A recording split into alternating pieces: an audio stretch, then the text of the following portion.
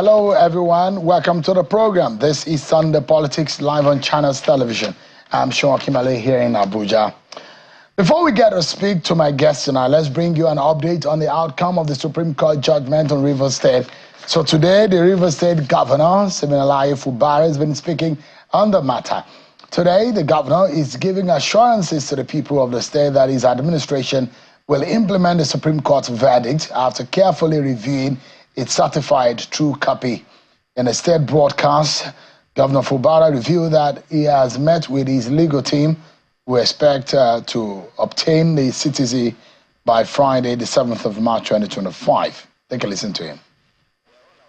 We are all aware of the recent Supreme Court judgment and the pronouncement regarding aspects of the lingering political disputes in our dear state.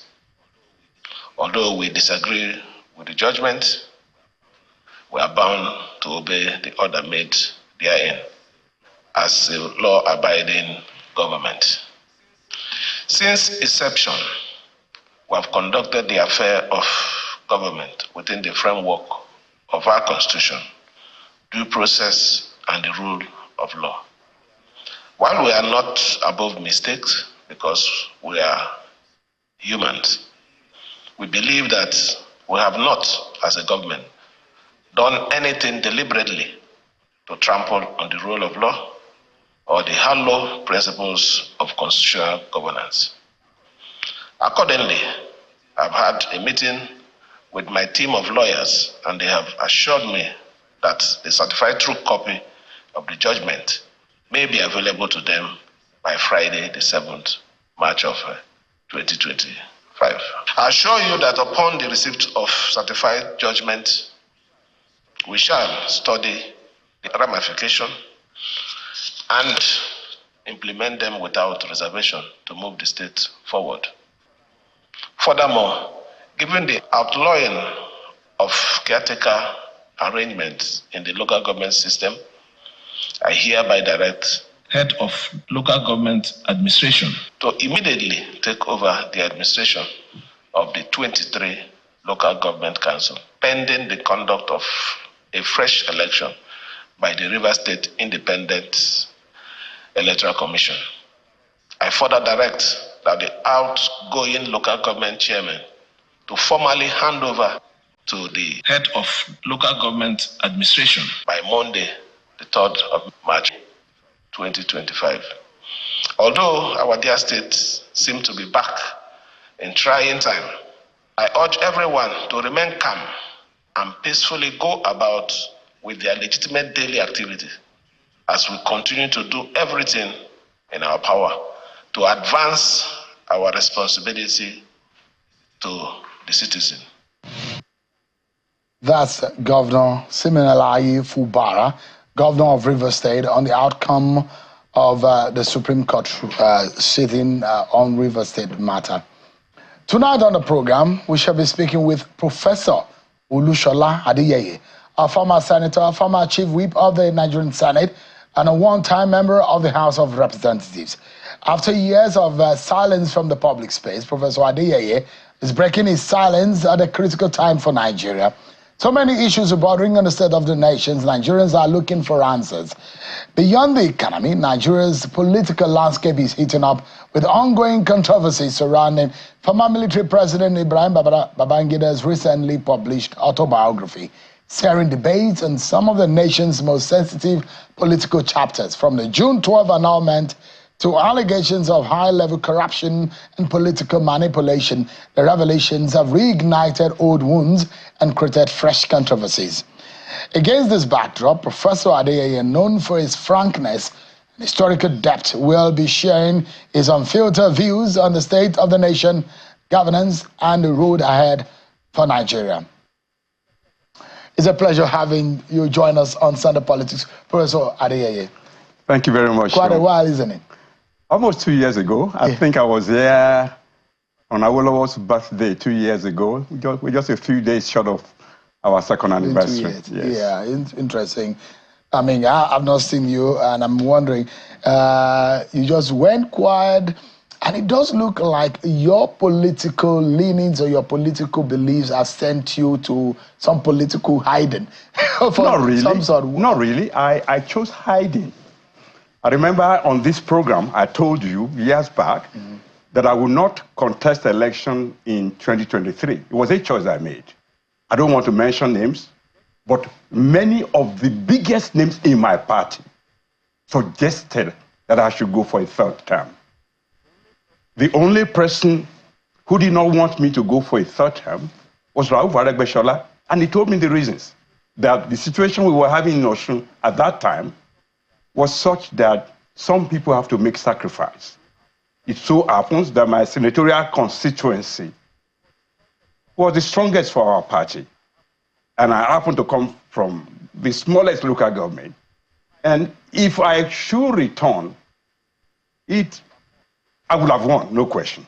But if I should return, it might not make it easy for us to win the governorship. And that's why I chose to step down, even though other leaders, some who were even bigger than Rauf, wanted me to come back. But you know what? The Yoruba say, "Enta ba fi se ekerin Olubadan to ba nbinu, ọmọ wèrè ni, ento nbe nibadan ju mẹ́rin lọ." That is to say, if you have made the fourth in rank to the Olubadan in Ibadan, and you get angry because of that, you're a fool.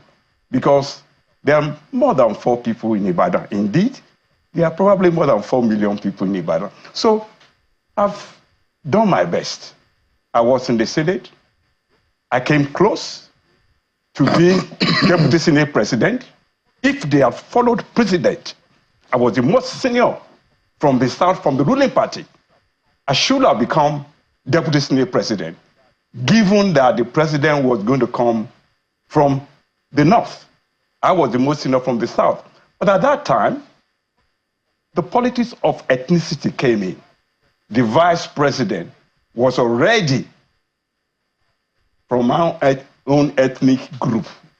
Yemi Osinbajo, like myself, is a Yoruba. And at that time, the party had conceded the position of Speaker to Yoruba, that is Femi Gbajabiamila. He didn't become it eventually, but it had been considered to him. And so, in fact, I remember the day that John Oyegun and John Fayemi, that is Kayode Fayemi, called me and said, "Look, Prof, it's not possible for you to be Deputy Senate President." And I said, "Why not?" They told me that they asked Asiwaju to choose between the Speaker and the Deputy Senate President. And Asiwaju chose the Speaker. And I said, God bless him. If I were in his shoes too, I would have chosen the Speaker. Because better to head one chamber than to be second in command in another chamber. Because second in command in Nigeria, really, you're a spare tire. We run a kind of system where number one runs like a mini god. So I completely agree with the choice of Femi Gbajabiamila being Speaker. In any case, I consider Femi Gbajabiamila a good friend, and I consider his rise in politics to have emanated from my effort. Because when we were in the House of Rep, I was the one who stepped down for him to become the head of the opposition to Obasanjo's third term agenda. In fact, you were very vocal at the time.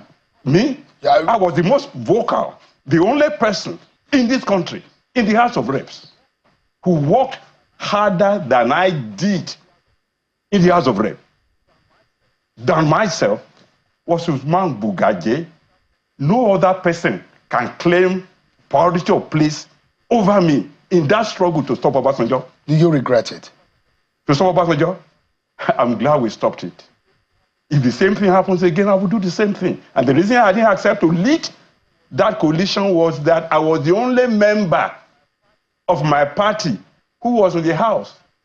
And I felt that since Lagos had so many members, it was better to choose a man from Lagos. Ordinarily, we should have chosen Wumi Bewaji, but Wumi Bewaji had different issues at that time. And I was the one in Femi Gbajabiamila's absence. And I'm glad you raised this issue because I didn't come here to discuss it. But I was the one who in his absence said, look, if we must choose somebody, let the person come from Lagos. First, they are the biggest member within the Southwest. Second, we were confronting a Yoruba president. I felt that so as not to bring an ethnic coloration to the conflict, it's better to make the man who will lead it to be a Yoruba. I could not accept it, not because of fright. In fact, I suffered more than any Nigerian legislator because of third term. I did not live in my house for 2 years. Why? I escaped 5 assassination attempts. I will leave it at that. I mean, I was living, I can now disclose the name. I was living in the house of Julius Ihonbere, Colonel Adeyeye, Temi Harriman, a woman, Tam Brisby, and one other person. I lived in 5 houses, and thanks to Achiwaju Bola Ahmed Tinubu, I went to him one day and I said, look, I need a bulletproof vehicle. And he told me what to do. One of the things he told me is, go and get many used cars. Different colors, different shapes, different. So if I was coming to your house, before I got to your house, I would have parked a car in your house. When I get to your gate, I will wind down, greet everybody. Everybody will know I came in green under accord. Nobody will know that I had maybe a Mercedes-Benz or a Toyota parked in your house in a different color, and I will escape, all windows wound up, without anybody knowing I'd left your house. That's how I lived my life for those 2 years. In that struggle against third term. In that struggle against third term. What were those? Because a lot of those who were in the house at the time spoke about how they were trying to convince them. Other than the fact that there was a struggle, were there any kind of monies that exchanged hands, or those issues of corruption that happened on the floor against third term or for third term? That was where my trouble began. I remember very well that the speaker said I was to lead a delegation of the House of Reps to a delegation in China. So I said, look, Mr. Speaker, it doesn't happen that a member of opposition would lead a delegation of parliament to a different country. I don't feel competent. In any case, I wasn't the leader of my party in Congress. Bewaji was. So if they wanted to pick a member of opposition, why not Bewaji? And then he said, oh, you know, he painted good pictures of how much he appreciated me and all that. So my ego was bloated. I said, okay, I'll go. I said, I'll go on one condition. You must give me 2 other members to go with me. I must give me some technocrats, some of the servants, some of the civil servants in National Assembly to go with me. I got to Amsterdam and I opened the newspaper and I knew that they has kept me away so as not to be present for what was supposed to be discussed at that time in the House. And forever, I'm grateful to Aminu Bello Masari, not only because he sent me away to protect my life, but secondly, because he also gave me plenty of coverage. And I cannot go into discussion. But Aminu Bello Masari protected my life. So what was Aminu Masari, was he on the side against the third time agenda? Well, because he was the speaker of the president, yes, he had to pretend to be the president, to be with the president. But I can tell you, he was against third term. Were you offered money? Of course, that was part of the problem. I was the one who broke the news. In fact, I'd given the news conferences twice, and the newspaper did not take it seriously. Sadly, in this country, sometimes, if you want your story to be on the front page of newspaper, believe me, you have got to pay for it. There were times I spoke in the House or made a motion and certain people will comment on it, and when the newspapers will flash the headline the following day, those people who knew their way with the press will be conspicuously featured. That's okay. But in any case, I then went to Osogbo, where I knew I had influence. And I told them, look, this story is going to be big. And that time, I also gave money. I said, I want you to make it big. But don't make it big for 2 days. Let me escape. So I escaped.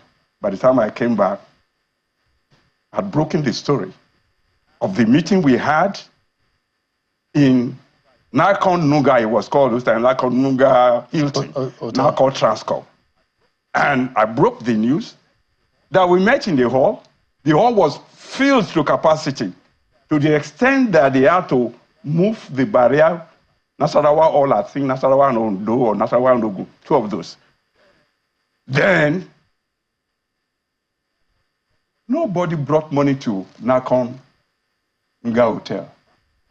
But as we were discussing, a principal officer of the house disclosed that the presidency had made plan to give each of us, no, I said I heard that the presidency had made plan to give each of us 50 million naira.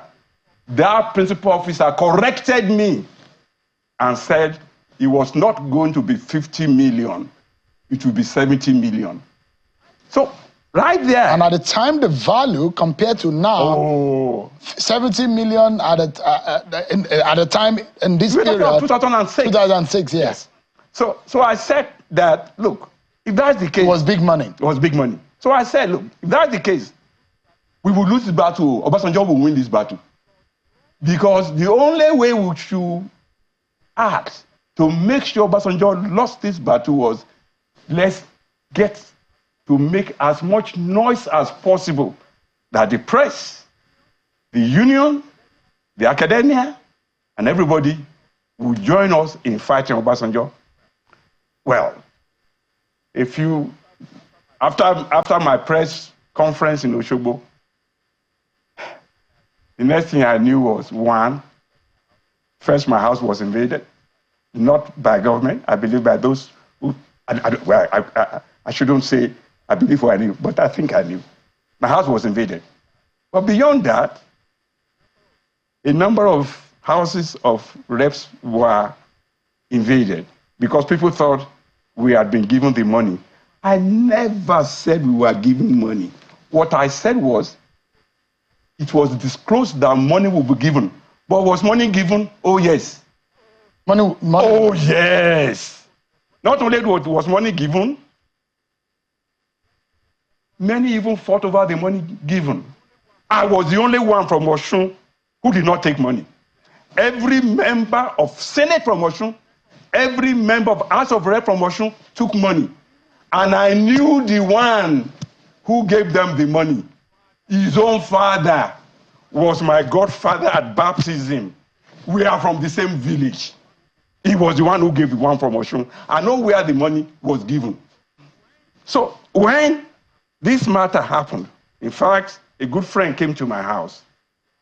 I used to have some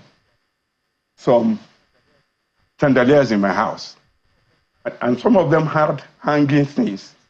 And he believed that those chandeliers contained microphones that could record us. So when he brought money to me, he said, we know you didn't take money, but we know we need you. Yeah, I said, my friend, are you telling me you took money? He said, yes, I did. And I said, are you not ashamed of yourself? He said, no, I'm not. I said, why not? He said, because I know it will fail. So if it will fail and they're giving money, why did I not take my own money? Honestly, in retrospect, I thank God I didn't take the money. First, if I took it, my wife would kill me. In fact, I told her, when that person went away, I told her that I just lost my chance of becoming a millionaire. Because what they brought to me was not 70 million. It was far more than that. It was double. I can't tell you. Just calm down. But it was heavier. Heavier. Much heavier. And I left my house to go to a man that I admire so much, Agoda. He used to have a beautiful garden. I got to his house. I met about 5 people. I met Ghana must go back. They were about to share their own. So I left the place. So you know, we used to have cars that had plate number that asked NAS. So his gatekeeper thought I was one of the people he was expecting. That's how he let me in. So when I got in, they were embarrassed because I was not supposed to meet them sharing money. Well, I left the place. I then went to the Meji Bankole's house. He and the guy who later became a senator from Ekiti North. He was chairman of water in the House of Rep. I've forgotten his name now. Anyway, I met him another person, the man from Ijero. 3 of them. Again, I met Ghana must go back. So money was shared. In any case, unless we want to pretend, a newspaper published the name and the number of the car, the plate number, when they went and collected the money from central bank. It's just that this country will pretend. When I wanted to catch them, all I had to do was bribe 5 people in different banks. I collected the names, I collected what money people were depositing. If all of a sudden you came to deposit this amount, and some of them were foolish. Some of them deposited the money in their Prof, these are heavy, and it's been a long time. The issue of third-term agenda has been discussed in the public domain, and how that impacted on our democracy, and how that almost destroyed the National Assembly, because it tore the National Assembly literally. But of course, these are your views, and these are some criminal dimension of those who took money, and of course, these are your views, Prof. And they have legal implication of it. These are not views of China's television, definitely. I don't care the view of China's television. All I owe this country, all I owe myself, and all I owe God is the truth. I'm a Christian. Have you met a former president since then? Which president? The one you are referring to. Obasanjo? No, I've not met him. And I'll tell you why I've not. Listen, I don't want to get... I thought we were here to discuss national matters. Absolutely, but when you got it in, I mean, I know that, but you know, these are big issues that you have just made reference to. He himself cannot deny it. He can say it. Would you say it to his face if you met him today? If he's here, I will say, Uncle Shegun, I and Bolaji Aluko met Stella, his wife, in Bolaji's office. And I know what I did. I know how I followed Miwa and Stella to Colin Powell's house. To do what? I can't tell you that. You don't say everything. Because we needed help. Nigeria needed help. Obasanjo was in prison at that time. I know how we saved Obasanjo's life. I was head of commentary on Radio Kudirat. We were the first to announce to this country that within a time frame of 4 weeks, Adeyeye will die, because we received information and he had been poisoned.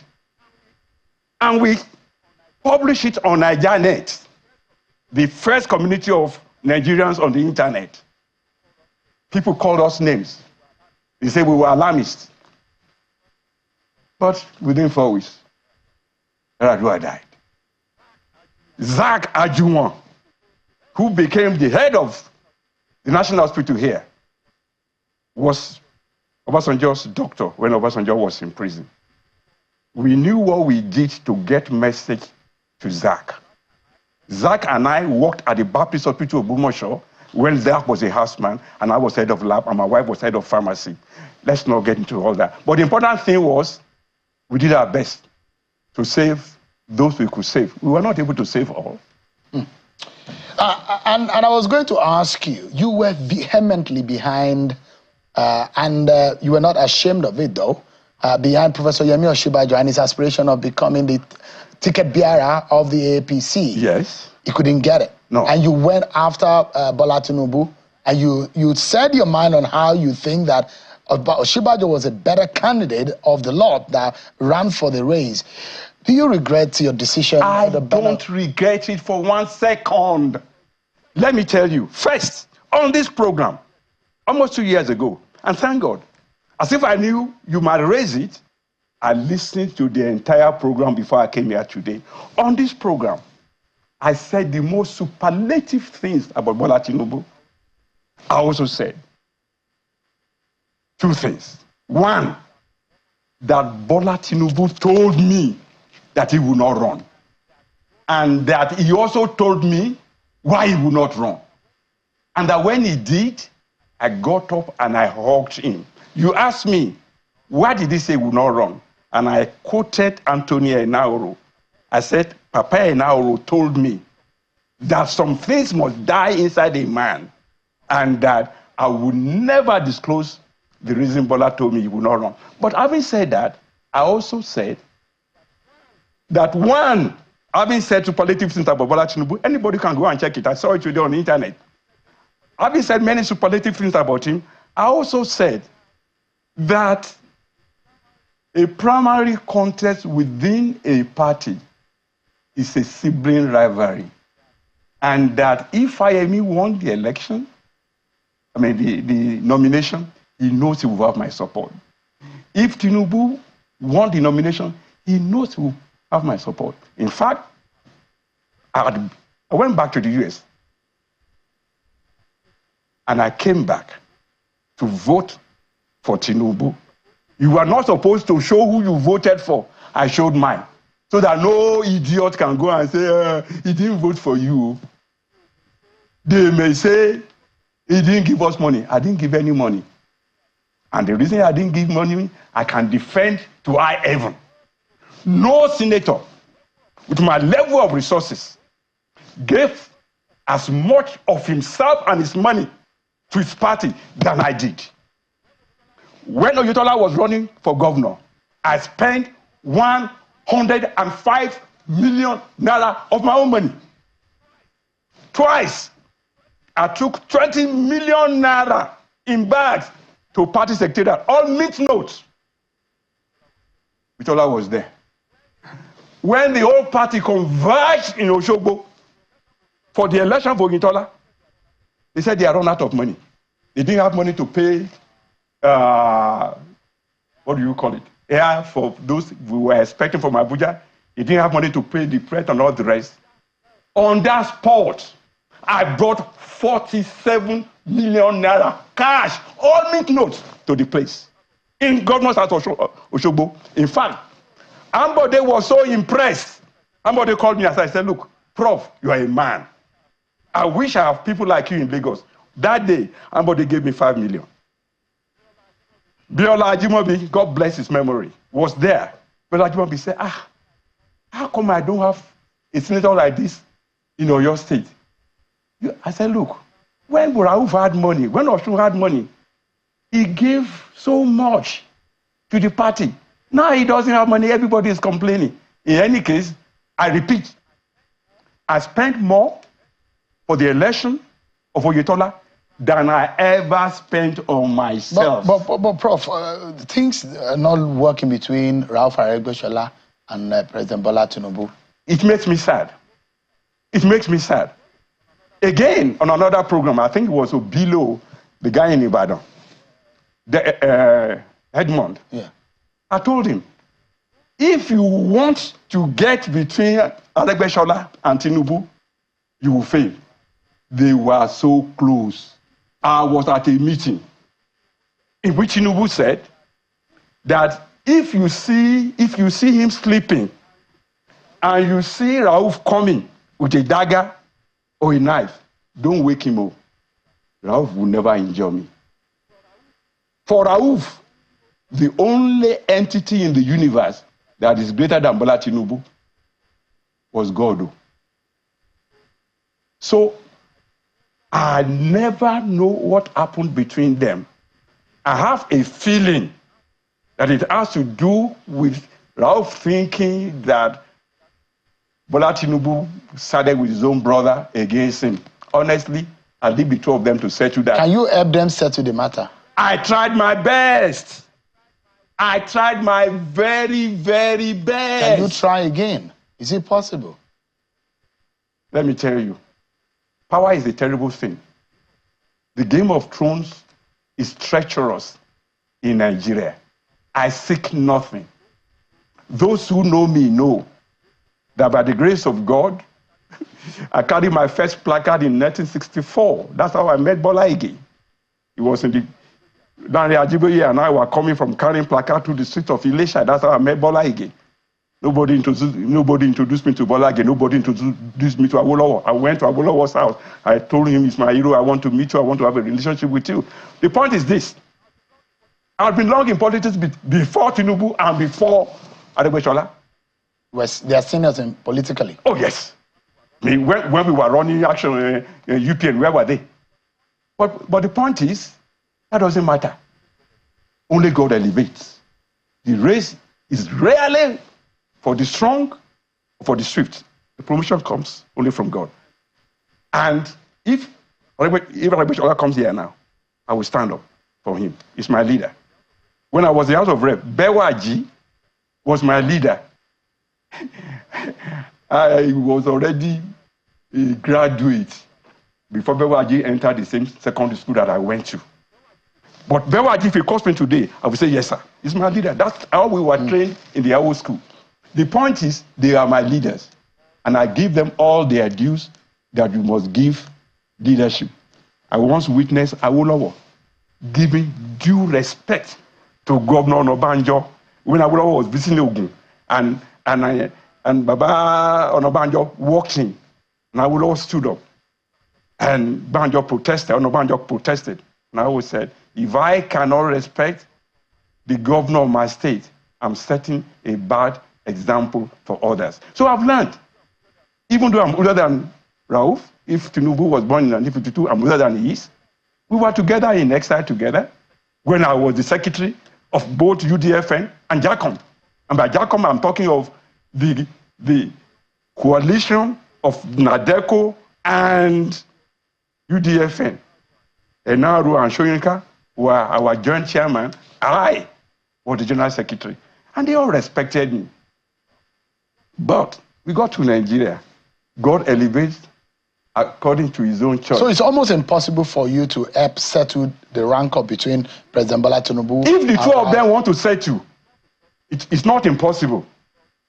But I attempted in the past, not once, not twice, several times. What about Baba Konde? If you are attempted... Okay, honestly, I don't want to get into what others are doing. So let's talk about it. Let me ask you, you've been in the trenches. Yes. For Nigerian democracy. Yes. And a lot of things were said in the IBB book. Yes. And I imagine what was going on in your mind when you saw some of those issues that were raised in that book.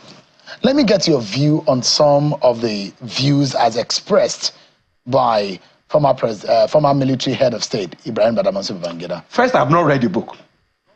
So it will not be fair for me to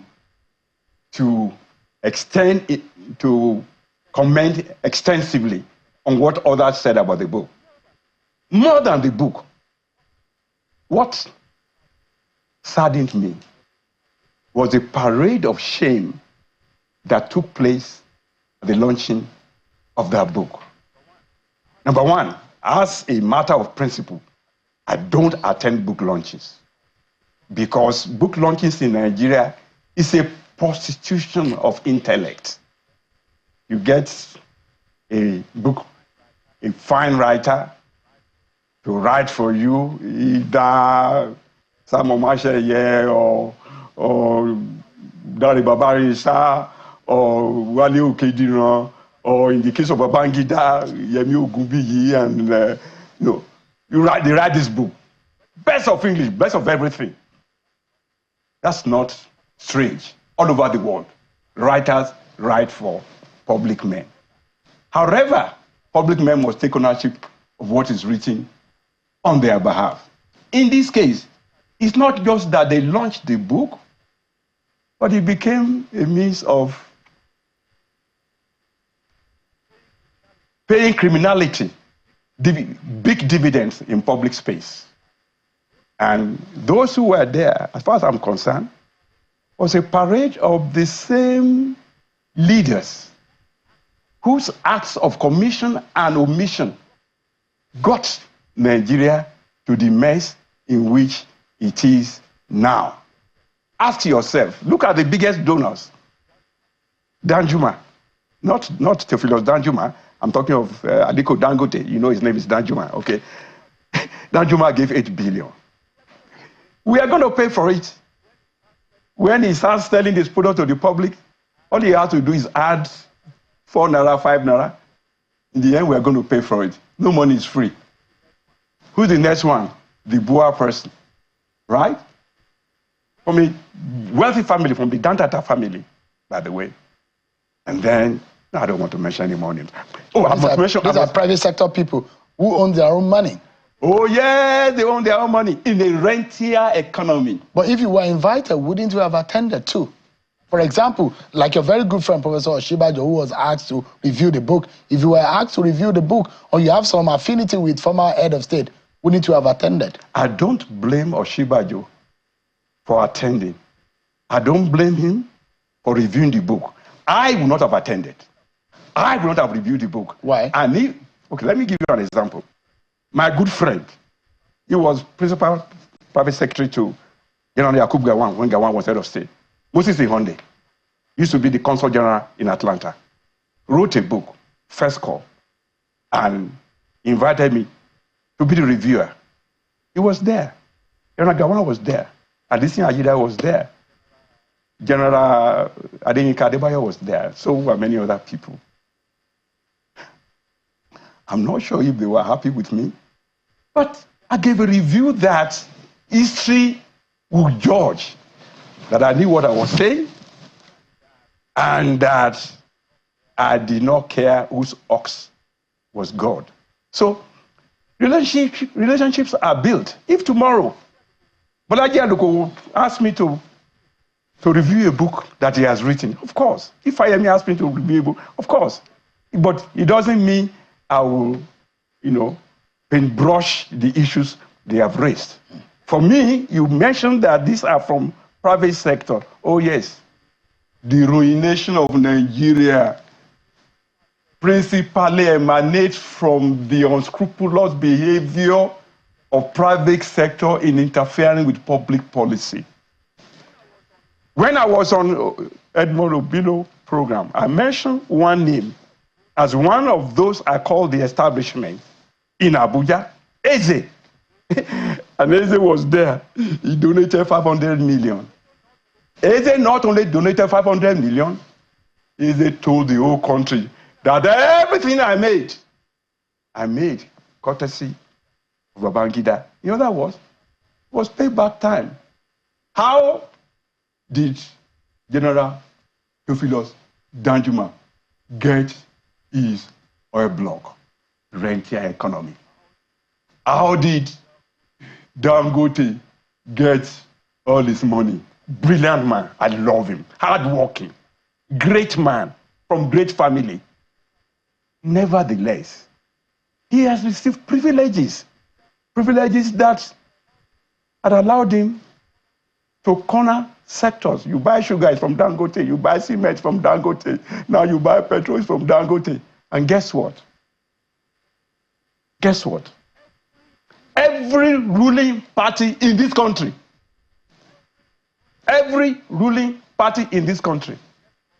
gets money from these profiteers from the renter economy when it comes to election. How do they get it? I will expose it. In the name of their company, they get foreign exchange. They go back to Sabo or to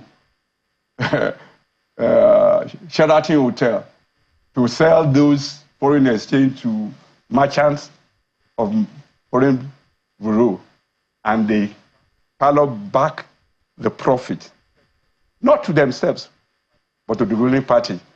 PDP knows it happens to them.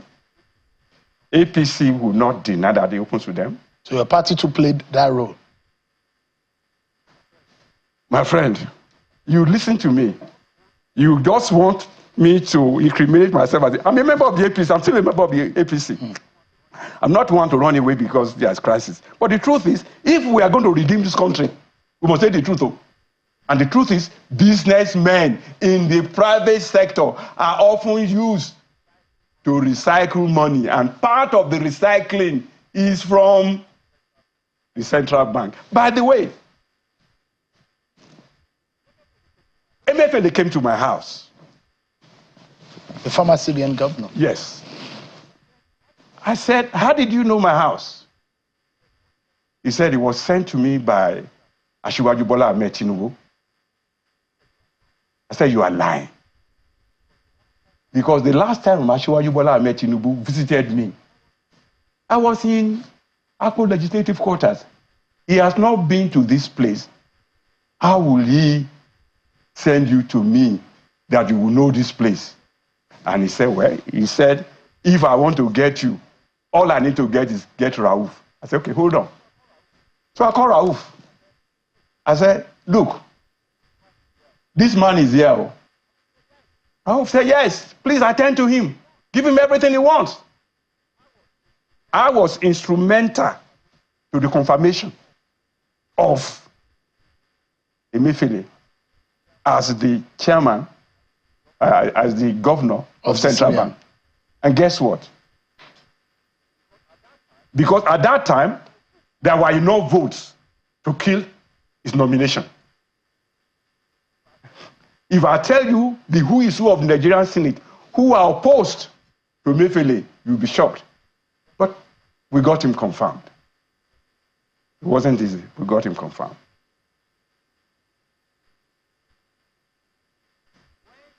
When Buhari now became president, we were quartered in Hilton Hotel. Again, I don't know how he knew my room. Emefiele came to my room. He was shaking like jellyfish. I said, what's wrong? He said, Egbon, they are after me. Ah, who are after you? He mentioned them. And he mentioned how much he had given these people who were after him. So I said, so why are you telling me? Go and tell the police. He said, I cannot tell the police. I said, if you cannot tell the police, it means you have done something wrong.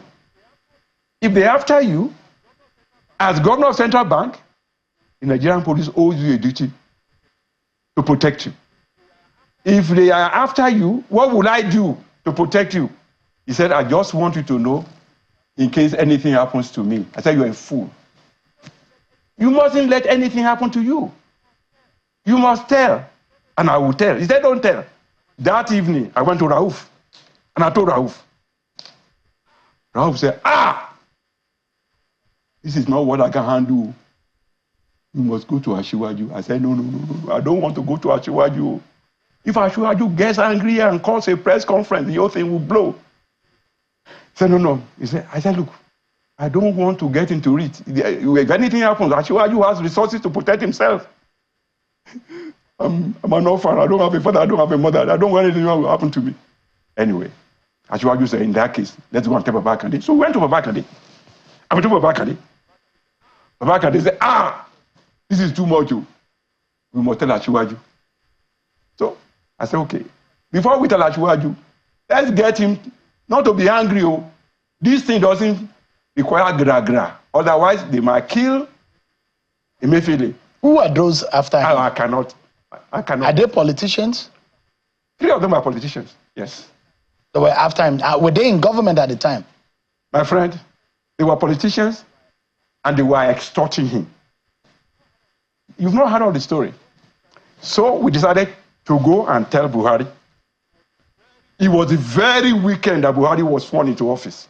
So Chief Akadia and I went to Buhari. We got there, we met the governor of Niger State. His first day in office, he hadn't moved to the villa at that time. He was still in that holding place. I was the first person that spoke to Buhari when he resumed duty as president.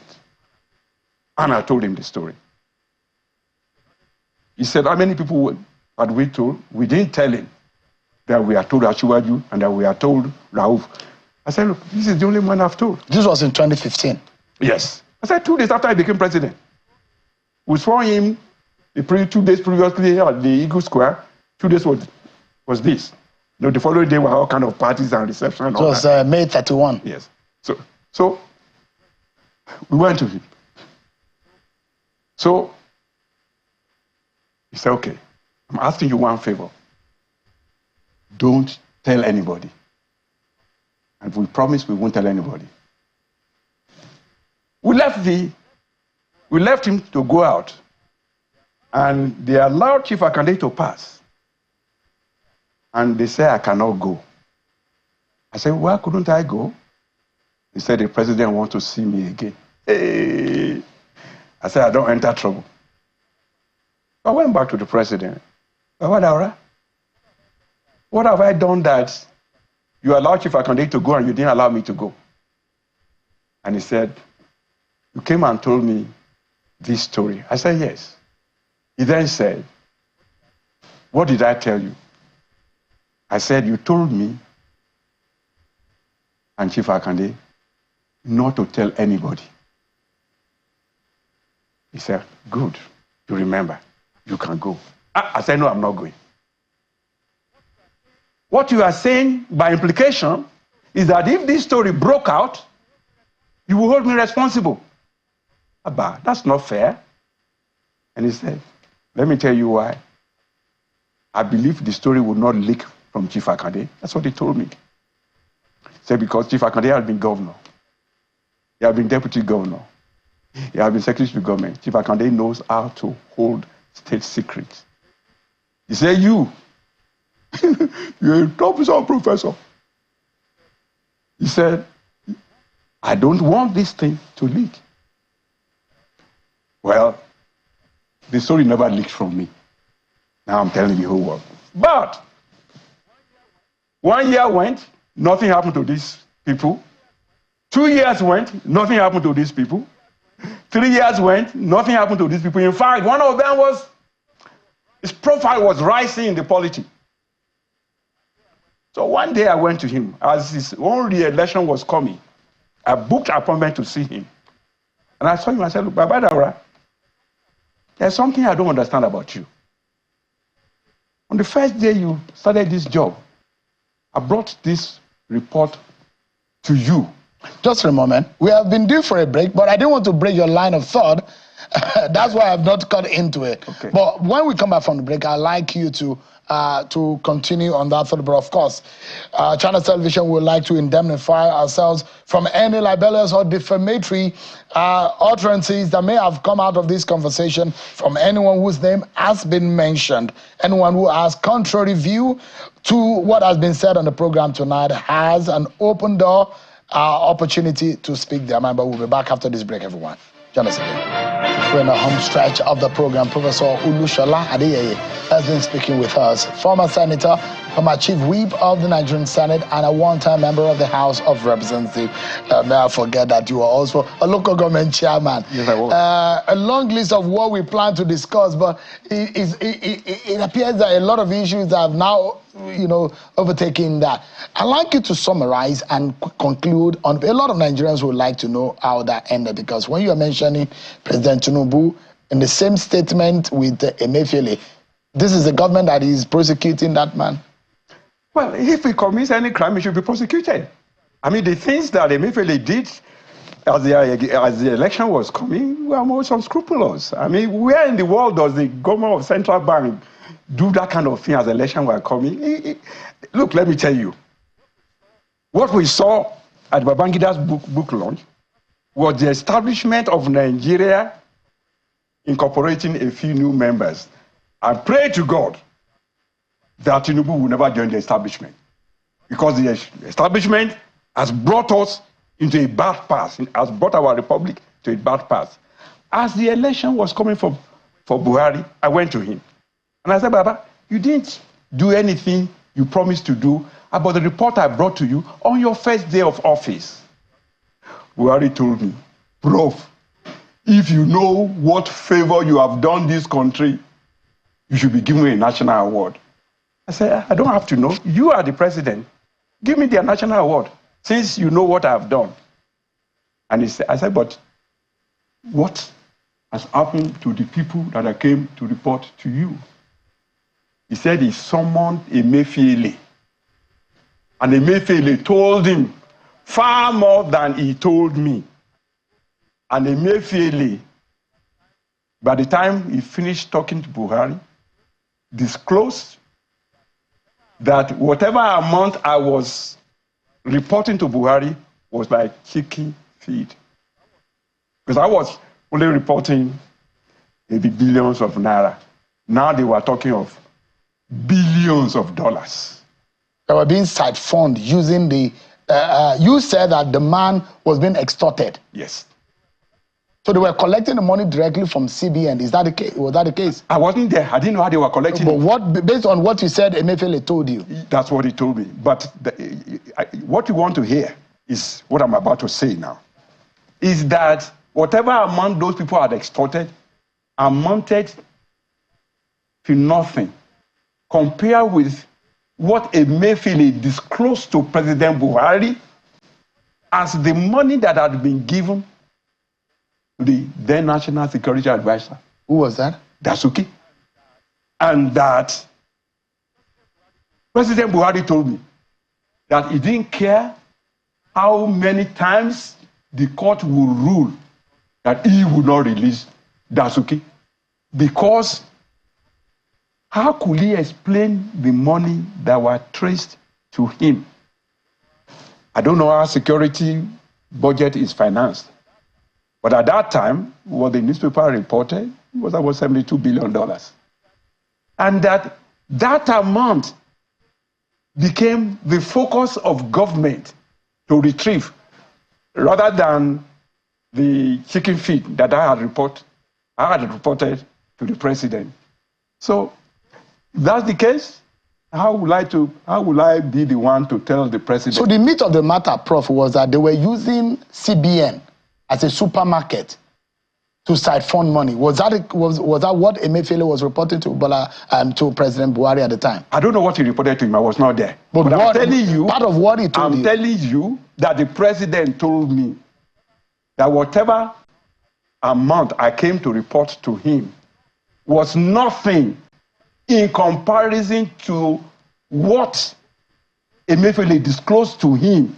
And the president said that is the reason he was hell-bent never to release that. Who are these other politicians that you are trying to protect? I'm not trying to protect them. Who are these people? I will not tell you. But they are still here, they are politicians. They are alive. High-profile politicians in this country. I don't know. You know, let me tell you about politics. The Yoruba say, go for election, power is transient. When you get there, you get drunk by it, you think your middle name is God. It doesn't take a few years. I mean, where's Babangida today? Where's Buhari today? I mean, when Buhari was president, one Tunde was his nephew or whatever he was in the villa doing whatever he wanted. I took 6 names to President Buhari to recommend for appointment. And I can mention the 6 names. Distinguished Nigerians. It included Kemi Harriman. It included General Olagunso Oyinlola. Included a few others. And included the wife of a senator who was offered appointment by President Jonathan. And out of deference for the consideration of our party, whom I think he was selling out, his wife turned down the job.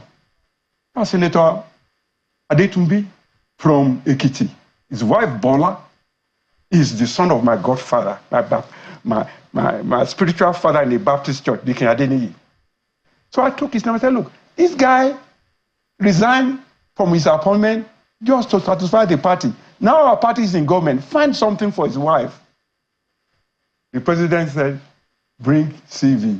I will do something in the next 1 week. I trust Buhari. I gave the CV to Tunde And I went, every time I went, he would say, give the CV to Tunde, or give the CV to Tunde. Never surfaced. And I know, by the same token, what? I swallowed that. Prof, we're totally out of time. We're literally totally out of time. I wish I had more time. But thank you so much. Professor Olusola Adeyeye, it's good to see you again after so many years. Thank you so much. I appreciate your time. God bless you. So just before we close again, Channels Television would like to indemnify ourselves from every name that has been mentioned in this conversation of tonight, as the views and the thoughts of the speaker are those of his and his alone. Any libelous or defamatory statement being made, Channels Television is indemnified from them. Anyone who has a contrary view or opinion is open to come and share them right on this program. That's our show for tonight. I'm Sean Kimale. God bless you.